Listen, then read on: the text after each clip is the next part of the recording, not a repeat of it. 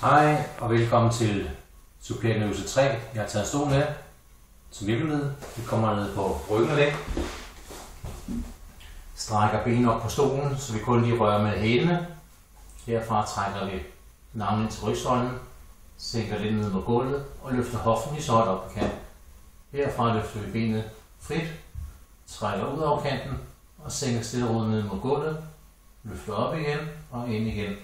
Og til den anden side, benet frit, sænker ned mod gulvet, løfter op og ind igen. Det der er vigtigt her, det er når vi løfter benet ud over kanten og sænker ned, at vi ikke kender, men vi kan holde os op. Det der er vigtigst, det er at vi kan holde den lige linje heroppe.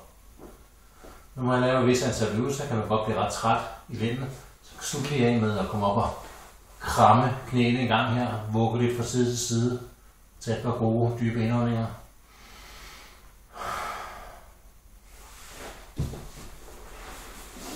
Tak fordi du kiggede med. Håber vi ses en anden gang. Hej.